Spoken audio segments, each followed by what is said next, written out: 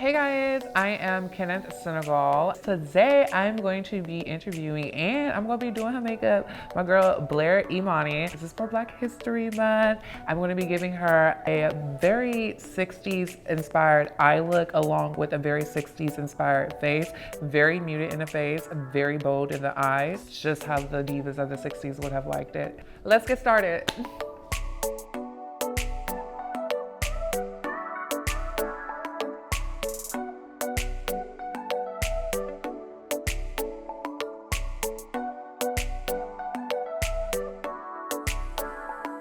My name is Blair Imani. I use she, her pronouns. I'm a historian and author of the new book, Making Our Way Home, The Great Migration and the Black American Dream, which is very Black and very queer and very perfect for Black History Month and year round. My name is Kenneth Senegal, known as Kenneth Senegal across all social media networks. I go by he, she, they, them, their. You can call me whatever. I really defy labels. I'm an influencer / entertainer / makeup artist / creative / writer / all of the above. I'm excited to work together because we've been trying to collab for like over a year now. It's been a little while. It's been a while. It's been a while. So I'm really excited about that because I feel like the people are going to be shook when they see this collab. And also like I get to talk about history, which is my favorite thing. I also get to get my face beat, which is another thing that I enjoy. And I love beating the face. And I like learning new stuff because I'm sure you're going to tell me something today that I have no idea about. Let's do it. Okay, so with Blair today, I'm going to be doing a 60s inspired look. In the 60s, it was very much so about like heavy focus on the eyes, anything to make the eyes pop. Blair has beautiful eyes, so I really want to make the eyes pop or whatever. Really dark creases, and they really focus on liner and big lashes. A very muted blush with also a very muted lip or whatever. It's all about the eyes today, and they really focus on that in the 60s, especially the 60s divas, Aretha Franklin. The Supremes, everybody. And so a Black history fact about that is because there was so few foundation colors that worked for Black women. And so basically if you could get a color that worked on your skin, it was more likely to be an eyeliner because that came in black or like deep blues. And then if you were using a lip or a blush, it was usually the same tone. So my grandmother, who was very deep tone, she would use Ruby Woo MAC and she'd use it for her lips, and then she would blot and then use it for her cheeks because she didn't even have a color that worked for her. Oh my gosh, so that's why there was such an emphasis on the eyes. And that's why they look more powdery back then, etc. Of course. So we're gonna start off. Blair's already hydrated, like you real hydrated. I'm looking at your skin, I was like, she's hydrated. But the only thing that I would probably do is go in with some primer. Today I'm gonna be using the Huda Beauty Complexion Primer on you, along with the Prism FX Hydrating Face Lotion from Danessa Meyers. The combination of both of these like work like a dream. Like if you ever like wake up like last minute or something, girl, just go grab these two right I'm here. gonna need these. I'm gonna be on planes. I'm gonna give you a list. I'm gonna Okay. give you a little list. I'm gonna give you a little list. I'm gonna give you a list. I'm gonna focus the complexion primer on your lower half of your face, and then the face lotion on the upper hand because I like more dewy looks or whatever. I like when people are a little more dewy, a little more, you know, satin. Even though in the 60s they were very matte. They were very matte. But I feel like if they had the products back then, they would have been doing it up. A little dewy. So I'm gonna mix in today's trends with the things they did back then because I'm not gonna have you looking ashy, girl. Thank you. Even though I think it's hard to make you look ashy, but you know, if someone makes you look ashy, they don't know what they're doing, honestly and truly. And you definitely know what you're doing. I'm so excited. I have a little fun with it. So it's Black History Month 2020. What are you looking forward to? I'm looking forward to all the things. And when I say all the things, I mean everything like social media or whatever. I want to know how people are going to incorporate, because we're in 2020, it's a new decade. I feel like Black History Month is just a little different this year, just because last decade we went through a lot. Oh my God. Yeah, Black History Month, we canceled it, I think. I think we canceled it as a people. And we were like, no, we're going to just restart on Juneteenth and do it over again. And folks did that. They celebrated like Black African American Music History Month instead. It was rough. But yeah, I think this will be good. I mean, people really need to show out. Okay, so what I'm going to do now is take this Vision Cream Cover Perfecting and Shaping Wand from Danessa Meyers, and I'm going to put that just to cover up, like give you a little coverage, just a little coverage to cover up your redness, to really make sure that the base is like simple, just flawless, and just porcelain almost. We're going for porcelain, like very Yes. Back then, they were really focused on like full coverage, I noticed, and then on top of full coverage, very matte. So this is a very matte very, very bad. Very, very. When I say matte, it's like the maddest of the matte. If you have oily skin, run out, get you some. But that's what I'm going to use under eyes today.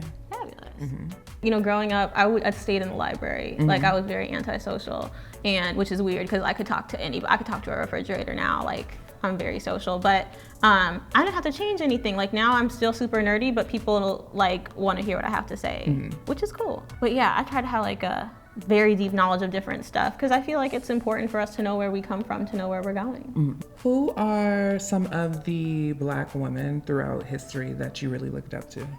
I think in particular, I look up to like some of these amazing Black queer women who, you know, we do and don't know about. Like, there's Bessie Smith, who was like kind of known as a bisexual artist, but she didn't really come out. She just kind of living her life, you know, being queer, being outside of the labels, like in the 1920s and 30s. Angela Davis, of course. Growing up, I wanted to be Angela Davis. Angela Davis. Oh my gosh. And I met her. I met Angela Davis. I have a selfie and everything. We'll throw that up on the screen. She lucky. So I met Angela Davis. She came and spoke at Busboys and Poets. I was on the fence about being in law school. And clearly I'm not a lawyer, so I dropped out. And I was talking, I like crawled on the ground to get close to the stage so I could ask her a question. And I like grabbed the mic and I asked Angela Davis, I was like, you know, I don't know if I want to do law school. And she was like, you don't need an institution to make like, you know, make you a change maker. Like, and so I was like, oh, okay. So I called mom and I was like, Angela Davis told me I could drop out of law school, so I'm gonna do it. But Angela Davis is somebody who like came out as a queer Black woman and didn't really like continue to mention it throughout her life, but she was just kind of like, this is part of me, the end. And there's other folks too, like Marsha P. Johnson, of course. Okay. Mother Marsha, you know, from the Stonewall riots. We stand Mother Marsha. We really do. And I love that she's getting, you know, finally getting her flowers, but it's a shame that so many of these folks, it wasn't until they passed that they're getting acknowledged. And so I want to make sure that like we're uplifting folks in the modern day. A lot of the times you'll find that they just don't write these people into history. Oh no. Yeah. Most of the times, yeah. And I think it's a really intentional, because like if you know, like growing up as queer Black folks, if we never see people who look like us or act like us, then we're gonna think there's something wrong with us, and then there can't be more of us. And so the way I want to talk about my book, like even on the front cover, there's a picture of my uncle, and we gave him a partner because he never got to be out. And so I was like, oh no, right on the front cover, we're gonna have gay couples. That's really sweet of you. Thank you. That's really sweet of you. No, that's something I definitely relate to, especially being like within the beauty community specifically or whatever. There's not that many people that are like me at all. Growing up, they always told me that, you know, you can't do this, you can't do that. So I really and not only are you doing it now, you're doing it and thriving. So it is possible. And I think as a historian, what I try to tell people is that like it's not new either. Like there's just that news that came out about the first drag queen being a formerly enslaved person, like the first drag queen in America. And it's like, well, clearly we've been out here. Clearly it's not a trend, it's not new. So next one I'm gonna do is go ahead and do the eyes. Okay, usually you would do the eyes before you do anything, but I really want to do the foundation to map out what I'm gonna do with her eyes. It'll make sense very shortly. I'm gonna start off by taking an eyeshadow primer and just priming her eyelids a little like this. The more opaque the eyeshadow primer, the better the eyeshadow's gonna be, girl, okay? And you need an eyeshadow primer, especially on someone like Blair, because Blair, I'm looking at her eyelids, she has, and it's completely normal to have more like oily eyelids. Using an eyeshadow primer, it really stops the oil from producing, and it makes the eyeshadow last a lot longer. Oh, that's helpful, because I find out like I go to an event and then I'm done with the event. I'm like, where did my eyeshadow go? I put so much on. No, you got oily eyelids. I need a primer. No, you need an eyeshadow primer for real. I wonder if that runs in my family. It might. It could. It's definitely a part of genetics. So next I'm going to be taking some eyeshadow. The eyeshadow that I'm going to use, it's this really cute brand called Carity or whatever, really basic all colors palette. I am going to probably be using more auburn looking colors on her just because they'll really make her eyes pop. But we're going to start off by using like a basic brown, and then you're going to see me go into the crease and deepen it up with a deeper brown. Very simple, very to the point, nothing too complicated. Speaking of complicated, no, I always think about how coming out like with these different layers of identities, people always assume that it's like, oh, it's such a big deal. Like you're Black and queer and your gender and you're like the country you're from, the languages you speak. And I think about how like our ancestors basically were themselves regardless of how complicated the world thought them to be. And I think about one woman in particular, her name was Georgia Black, and I think she passed away in 1951. Ebony had done a story on her that was honestly very disrespectful. It outed her after a doctor had examined her and found that she was a transgender woman. And so the reporter went down, and fortunately there's a woman whose name is Monica Roberts, who goes by Transgria online, who did like an actual obituary of her that was respectful. But in the original story, what I found was interesting, and it is very triggering, especially if you're sensitive to transphobia, which I think we all are, but in particular if you have a personal relationship with that. But what I found in the article as I was reading it is that the interviewer kept trying to egg people on to be transphobic, and they were like, no, we love Georgia Black, we love Sister Georgia.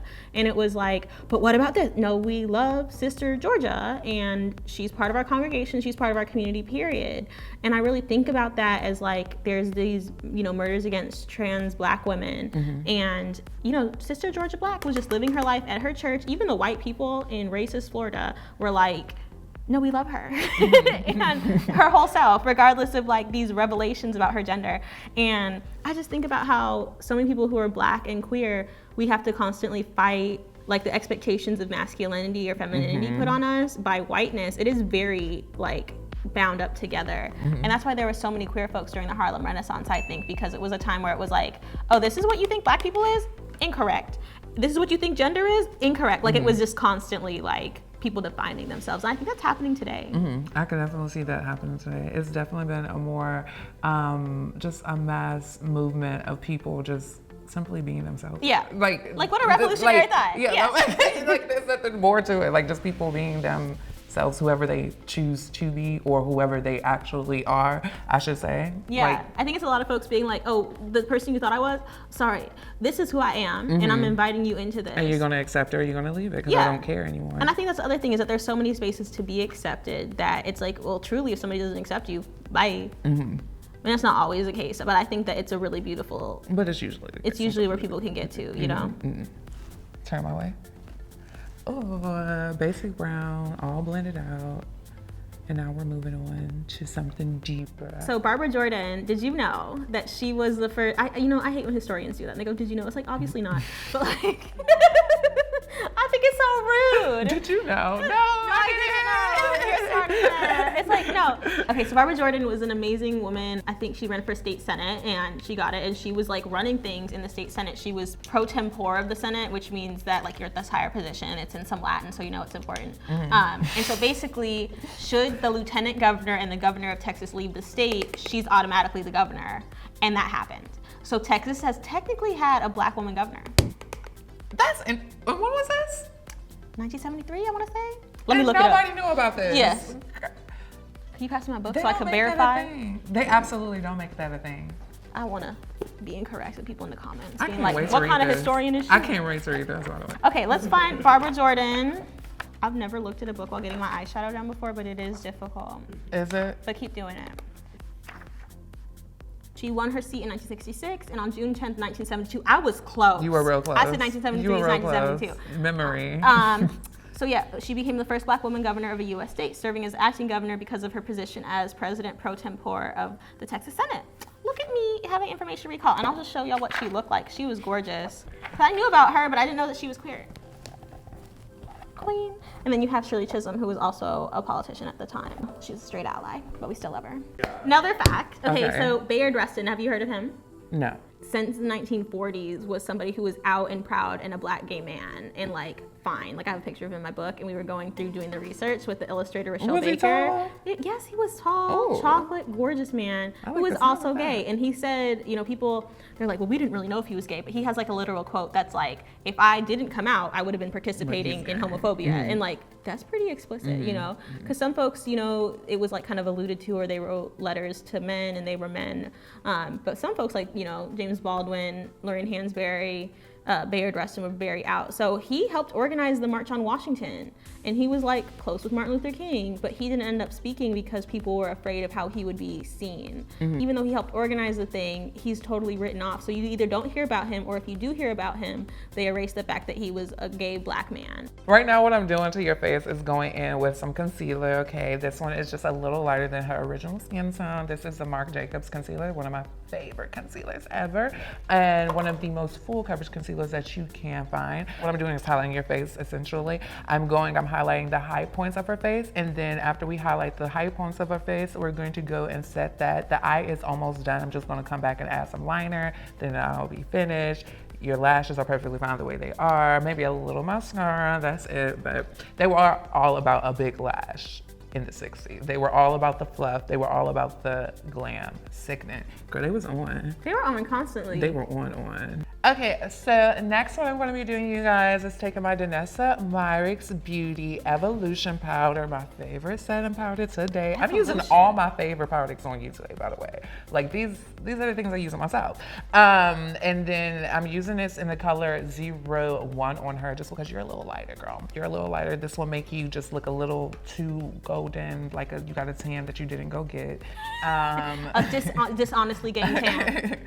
I'm not gonna bake the face today or whatever. I'm sure the girls in the 60s would love me to bake the face because they were about like a super matte powdery look, but because the concealer is a little matter, even though I hydrated the face to perfection because the hydration is still peeking through her skin, if that happens before you get to you add in powder, you've done a great job. But I'm gonna take this powder with a damp beauty blender.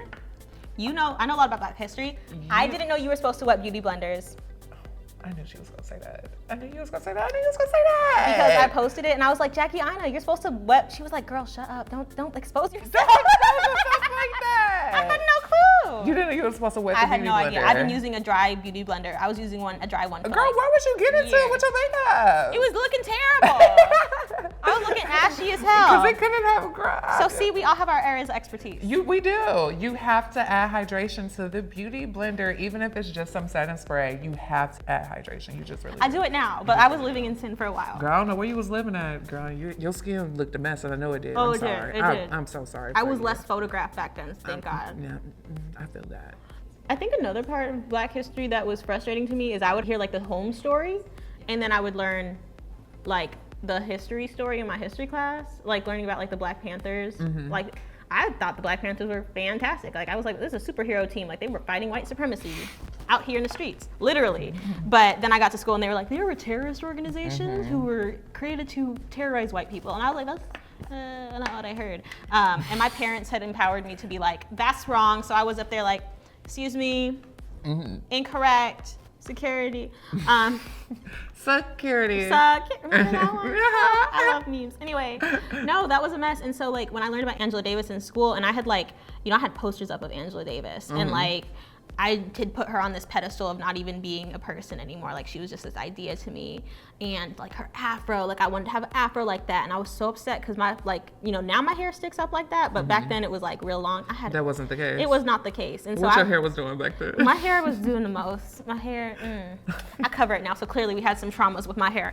But I think Angela Davis was just one of those people who like she grew up in Alabama and like dealt with like the heights of racism. That's how Angela Davis got started in her activism. It wasn't because she, was like, this is what I'm gonna do in life. It was kind of like survival. And I think that's something I really admire about Angela Davis. And so growing up, all I really saw, I didn't really see like the tragedy and the trauma she went through. I was just like, Angela Davis kind of looks like me, I'm gonna be her. And so I got really extra with my organizing and stuff, but I really wish I had like looked at her as a whole person, because I think it would have saved me a lot of personal pain of doing the activism, doing the organizing, feeling like the only way to change the world was by getting arrested. And I got arrested in 2016 doing protests. So I looked at Angela Davis like more of like a role model detached from her actual real life. And so that's important to me now when I tell like Black history facts. I like to like Bayard Rustin, he was himself, but he also was really alone a lot of the time because not everybody accepted him. So you always have to think about like your life in the context of the world. What's a beauty fact that I should know that I probably don't know? Other than the beauty blender. Other than the beauty blender?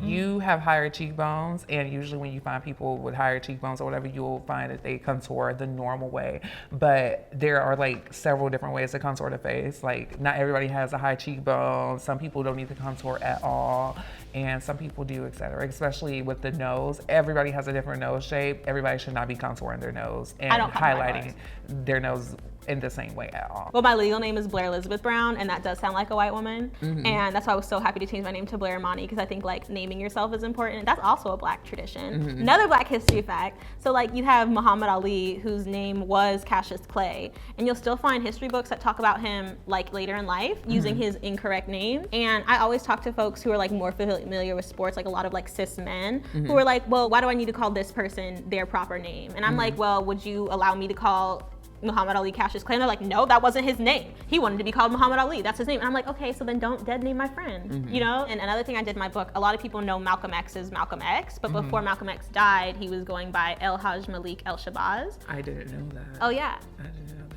And so El Haj means somebody who's gone on Girl, the Hajj. you said that name and I said, who is that? Exactly.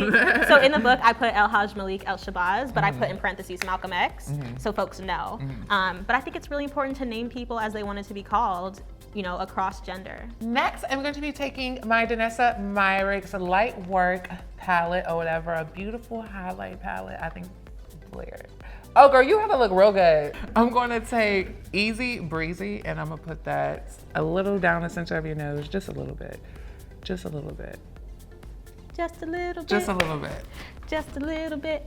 Okay, so we're pretty much at the finish line or getting really close to it. I'm about to go in with some eyeliner. I'm going to do one eye on camera and then I'm going to do another eye off camera. I'm going to do this one on camera though. I'm probably just going to give you a classic liner, but really intensify it as much as possible. Like make sure it stands out, but like as basic as possible, because that's what they were all about back then. I'm taking my Anastasia waterproof cream color in the color Jet today. Really, really cute. And I'm just gonna dip my little fine, y'all can see that? It's like the finest little brush. It's an angled brush. We're gonna use that today. When I think of like eyeliner and Black women, I always think of Josephine Baker. Oh my gosh. Oh yes. Okay, now you should ask me about beauty inspiration. I know, Josephine right? Oh, is just it. constantly giving look. Josephine Baker, she dressed up with like a coconut bra and like banana skirt. And this is like a really iconic image of her. And it was exactly like, what you're talking about. It went with the whole conversation of, you know, people saying things about Black people being animalistic and being like, you know, ape-like and all these just horrible things. And she was like, oh, word, you gonna say that about my people? Well, I'm gonna show up, let you me know? get to it. Yeah, let me turn this into a look and put this in my own terms in my own script. And I think that's just so powerful because like, she was just a genius woman. I think that's because she was always on stage and really wanted to like accentuate her features. You know, you talked about how your mother was really the inspiration for your makeup career. What do you love about makeup? Like, because you love makeup. I do. Like, I you love are makeup. living your best life with the makeup. It's like playtime for me, honestly. I love everything about makeup. I love how I can express myself through makeup and how I can help other people express themselves through makeup and just in general, have a good time with makeup. Makeup makes people happy, unless you just hate doing your makeup. I know a lot of people like that. Unless you just hate doing your makeup, makeup really does make people happy. I used to hide compacts under my mirror, under my everything. And then my sister found it one day. It was like, you're flaming. And I was like, just a little bit. It's like, caught me. You caught me. Serving. I used to hate my eyelashes because they used to get in my eyes when I was a kid. You have like eyelashes. I've been looking at them for like the past this whole time. And I've been looking at them like, girl, what is in here? They're not expensive. That's my real eyelashes. I'm like, girl, I'm jealous.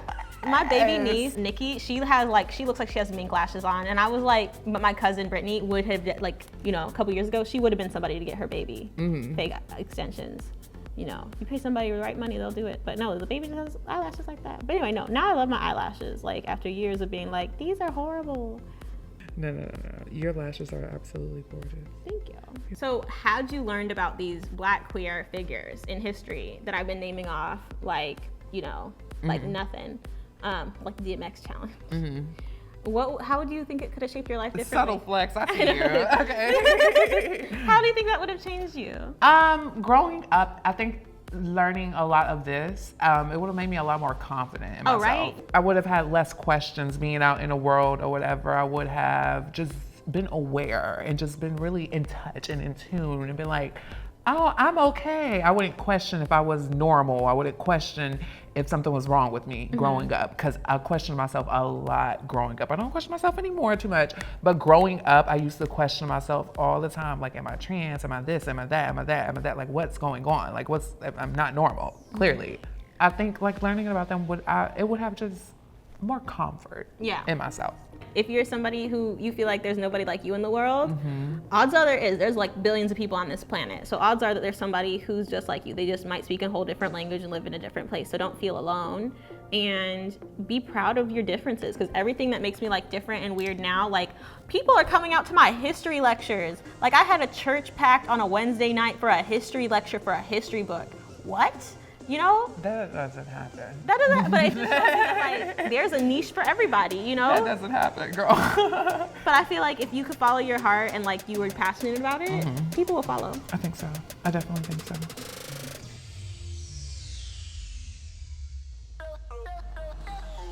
Ooh, girl. Okay. Yes. Oh my God. I feel very 60s. This is amazing.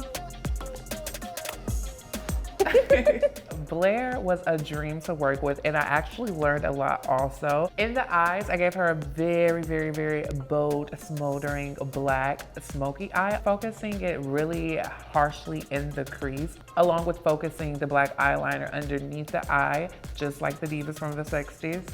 In the face, I kept majority of her face one color, but kept it very, very muted, a slight highlight, very bronzy on the cheekbones or whatever. This is not necessarily a makeup trend from the 60s, but I figured I'd mix a 60s look with today's trends.